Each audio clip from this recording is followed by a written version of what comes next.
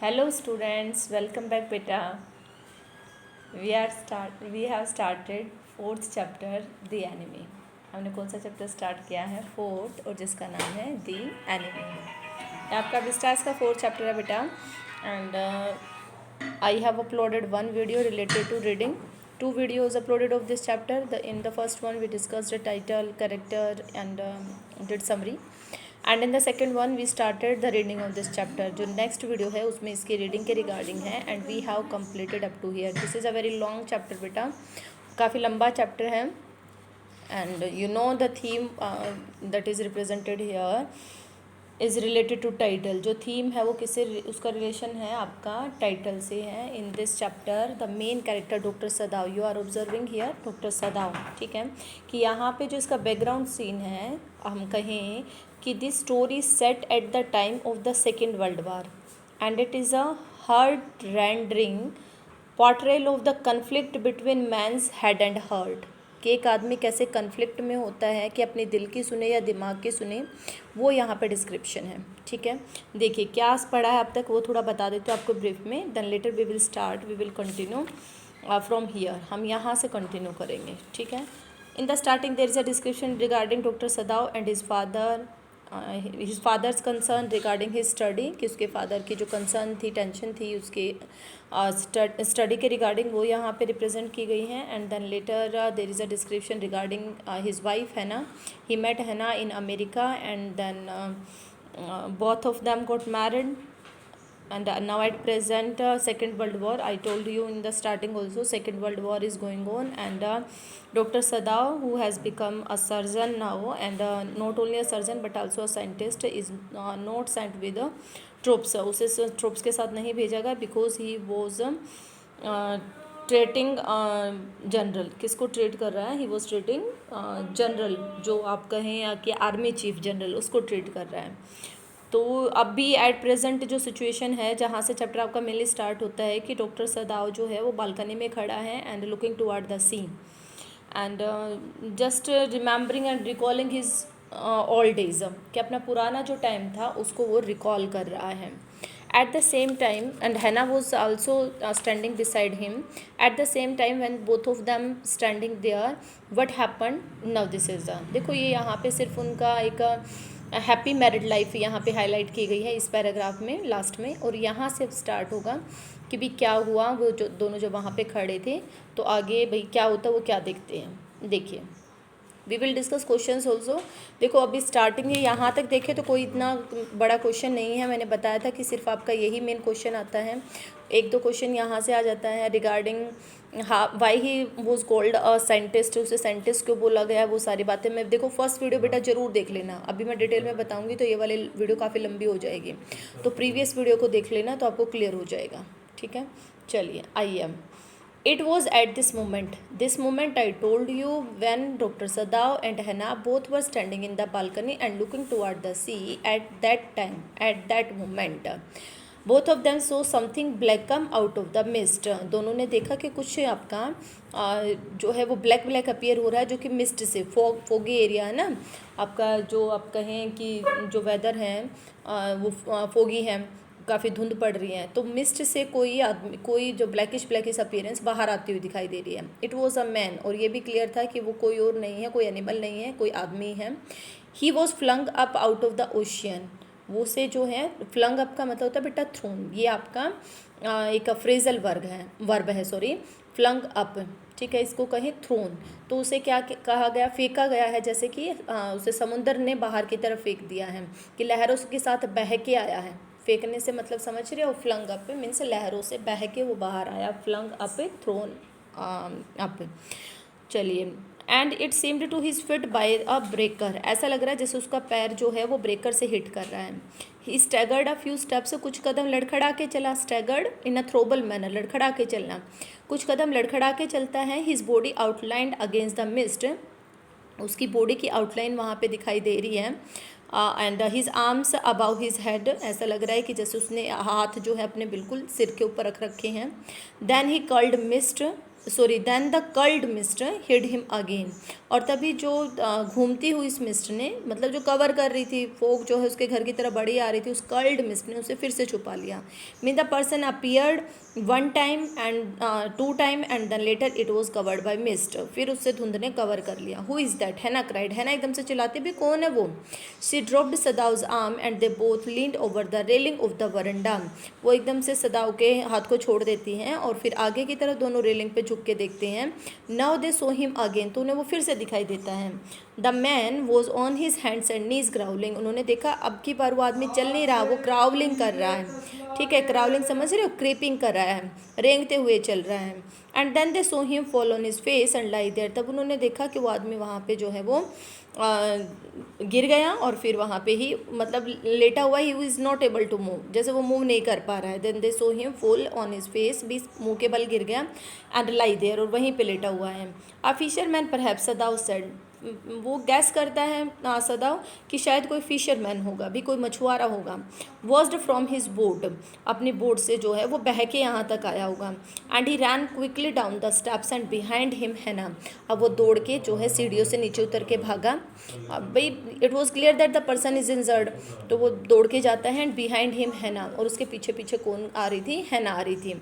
Her white sleeves flying a mile or two away, on either side there were fishing villages. When they were moving, they were talking and they were then talking with each other and saying these things. जब वे भाग रहे थे तो ये इस तरह से बातें कर रहे थे कि यहाँ से 1 या 2 मील दूर फिशिंग विलेज हैं, but here was only the bare, मतलब वहाँ पे फिशिंग विलेज के आसपास आप देख सकते हैं कि भी लोग जाते होंगे फिशिंग के लिए, लेकिन ये जो एरिया ना, जो कोस्टल एरिया जहाँ पे कि सदाओं का घर है, ये तो हमेशा खाली ही रहता है। बेयर का मतलब होता है बेटा एम्पटी, खाली।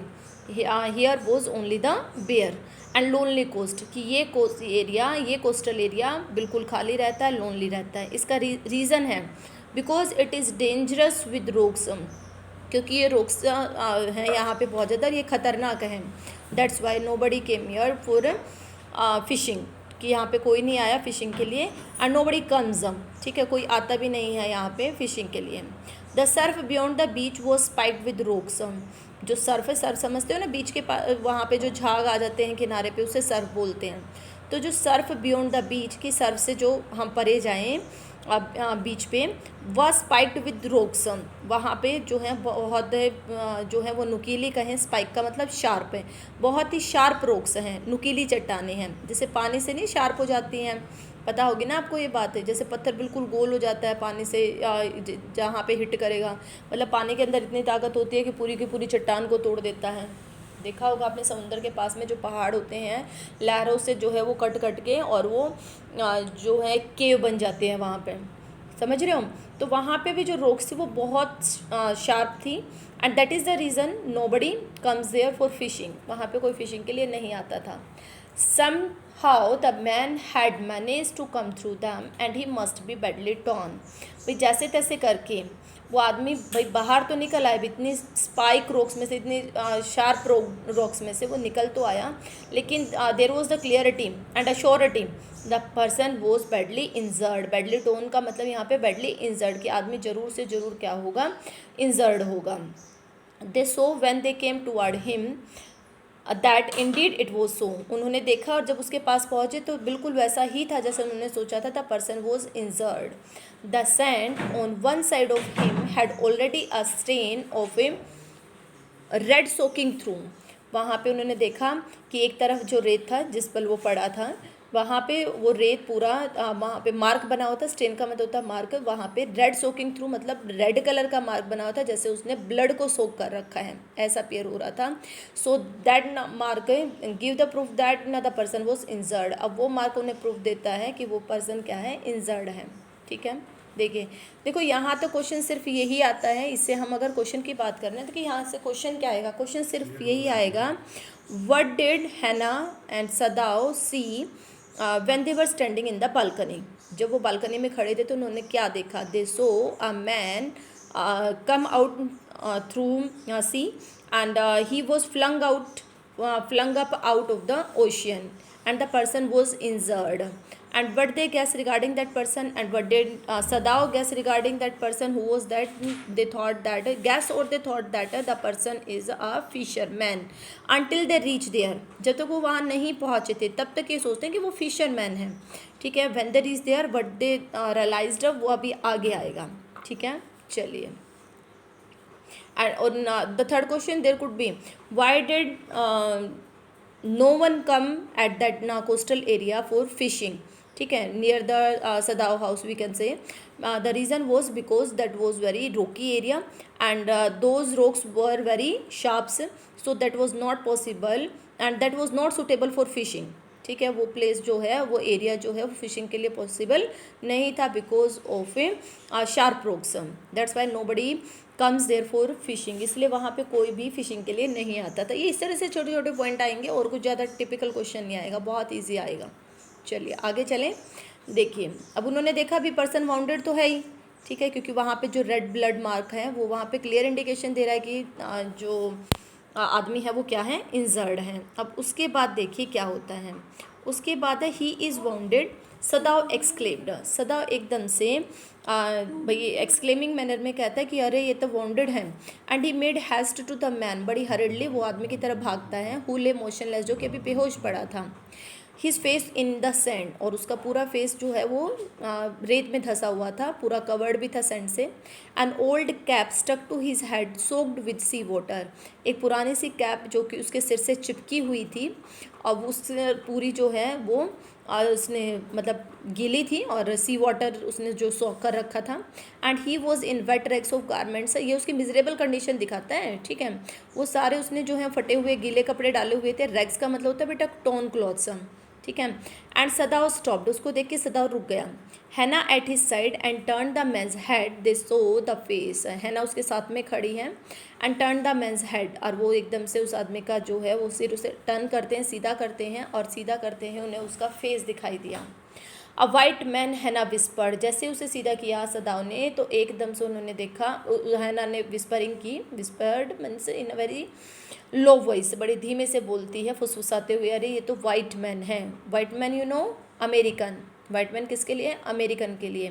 इन the starting I told you बेटा why she was surprised, because the war was going on, second world war, and they belong to Japan, ठीक है. नेटिव कहाँ के, जापान के हैं Sadao and Hana, and the person was American. So in short you know that he was an enemy of Hannah and Sadav. Sadav और Hannah का दोनों का क्या है, वो दुश्मन है. That's why she was surprised after seeing that person and whispered that he is an American.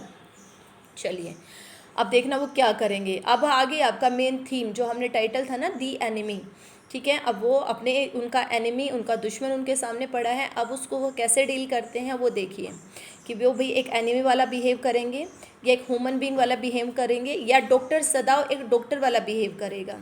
अभी तीन चीज़ें हैं ना उसके सामने, तीन रिस्पॉन्सिबिलिटीज़ हैं. First responsibility of a doctor, injured person he was.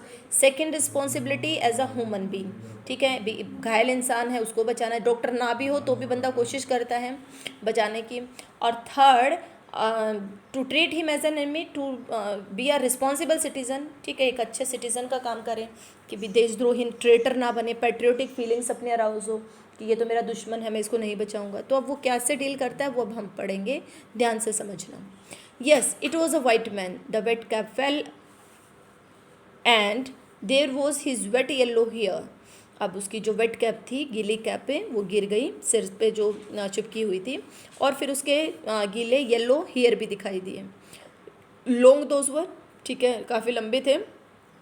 As दो for many weeks it had not been cut, ऐसा लगता है जैसे कई हफ्ते से काटे ही नहीं हैं.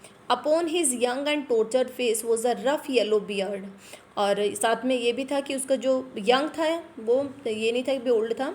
और the face was appearing tortured, भाई जैसे टॉर्चर किया गया बहुत ज़्यादा, भाई बहुत ज़्यादा मार्क हों, कट लगे हुए हों, ठीक है.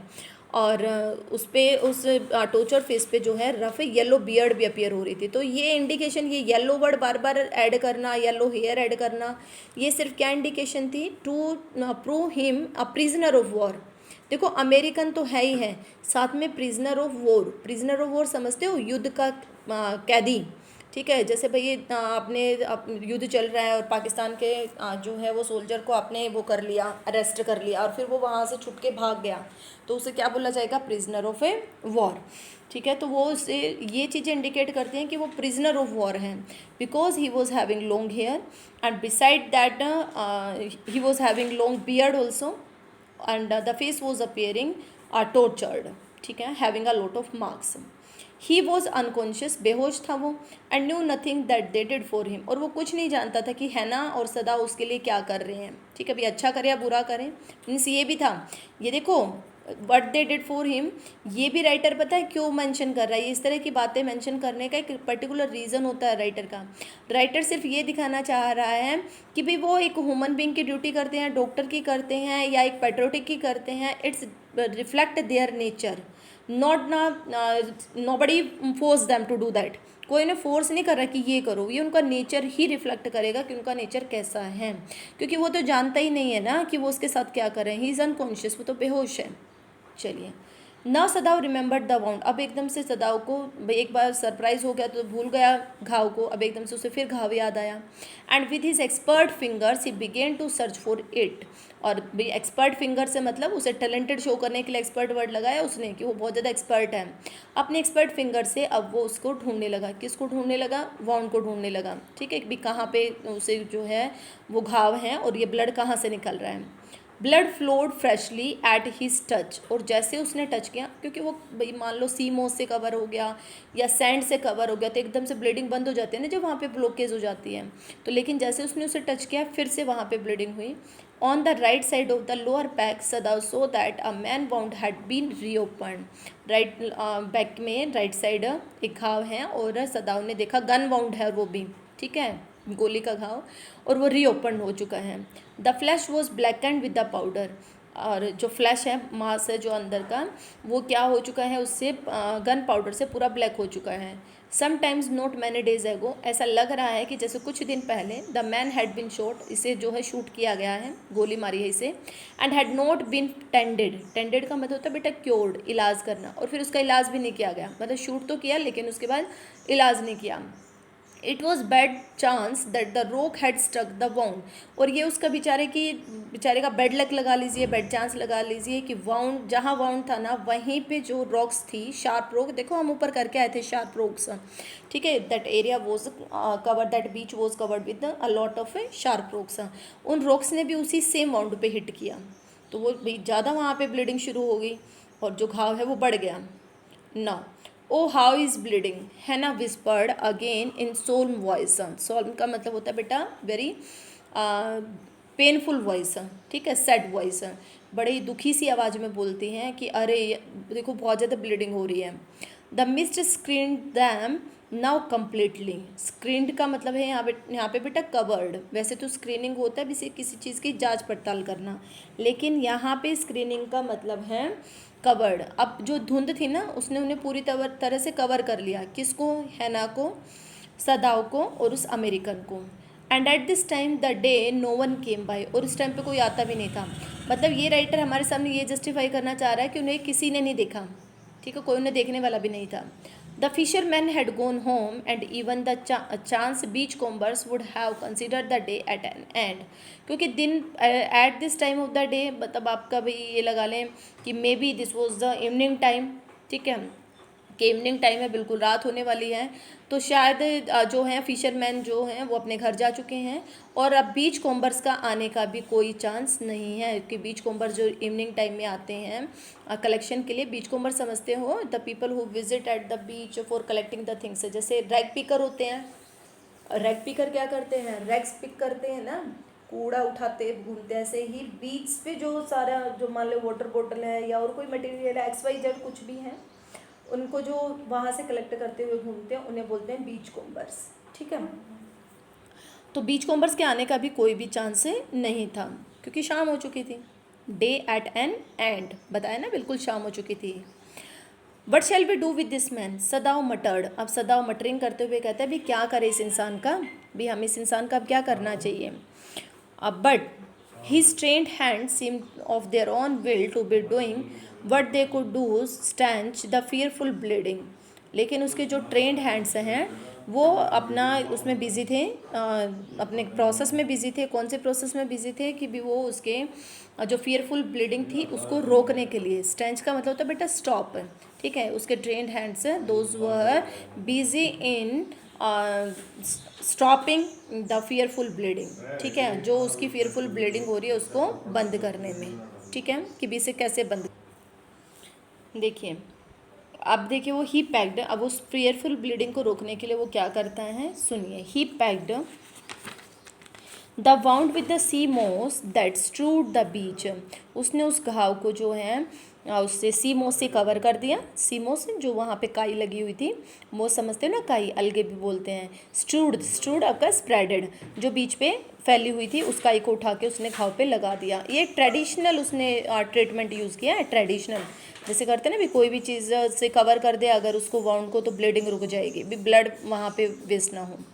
The man moaned with pain in his stupor but he didn't awaken, आदमी दर्द से कराह रहा था अपने स्टूपर, स्टूपर का मतलब होता है अनकॉन्शियस सिचुएशन, ठीक है, कि वो अपनी बेहोशी में अपने दर्द से कराया, जैसे उसने उसको हाथ लगाया भी बेहोश बेशक से है लेकिन पेन तो हो ही रहा है ना, बट ही डिडंट अवेकन, लेकिन वो होश में नहीं आया। The best thing that we could do would be to put him back in the sea, Sadao said answering himself. अदा जो मतलब यहाँ पे देखो जो सिचुएशन अब आएगी, जो कन्फ्यूज़न की सिचुएशन है उनके सामने कि what to do with this man, तो वहाँ पे उसका फर्स्ट अल्टरनेट उसका है कि अच्छा होगा कि अगर हम इसको वापस ही समुंदर में डाल दें। सदाओ खुद को ही आंसर दे रहा है, मतलब ठीक है कि भी हम the best thing that we could do would be to put him back in to the sea, इसे वापस ही समुंदर में फेंक दें, ठीक है।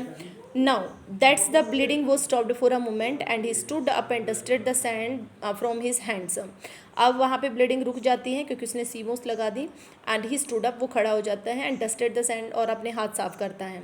Yes undoubtedly that would be best, हैना सेड स्टेडली, स्टेडली स्लोली, हैना धीरे धीरे से बोलते कि हाँ बिल्कुल ठीक कहा, ये बिल्कुल ठीक होगा कि इसे वापस समुंदर में फेंक देते हैं। Why, because he was their enemy, so they don't want to save an enemy, इसलिए वो एक एनिमी को नहीं बचाना चाहते। देखो ये डिसीजन भी उनका रोंग नहीं है, because now they are treating him as an enemy, so they are not wrong, we can say that they are correct at their places. But what happen later, but she continue to stare down at the motionless man, ठीक है, लेकिन वो continue steering करती है उसे, stair और gazing, घूरना, उसे घूर रही है उस मोशनलेस मैन को। And if we sheltered a white man in our house we should be arrested, लेकिन फिर वो कहते आगे मतलब अपने आप को जस्टिफाई करते हुए कहती हैं कि अगर हमने इस वाइट मैन को अपने घर में शेल्टर दिया तो हम अरेस्ट हो जाएंगे। And if we turn him over as a prisoner he would certainly die, Sadao said, भी सदाव ने कहा कि अगर हम इसे घर पे रखा तो हम अरेस्ट हो जाएंगे, और अगर इसे प्रिजनर के तौर पे पुलिस को दिया तो ये मर जाएगा।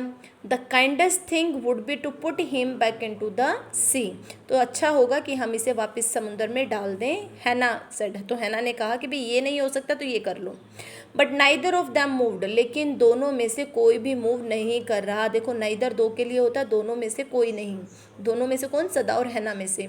दे were staring with curious repulsion upon the inert figure, अब वो स्टेयरिंग करें, गेजिंग करें उस क्यूरियस इम्पल्सन के साथ, इम्पल्सन होता है बेटा डिसलाइक फीलिंग, एक अजीब तरह के डिसलाइक फीलिंग के साथ उस इनर्ट फिगर को, इनर्ट स्टेबल, ठीक है, देर इज़ नो मूवमेंट, जिसमें कोई मूवमेंट ही नहीं हो रही, उस फिगर को, उस पर्सन को बड़ी डिसलाइक वाली फीलिंग से, अजीब तरह के डिसलाइक वाली फीलिंग से देख रहे हैं, घूर रहे हैं।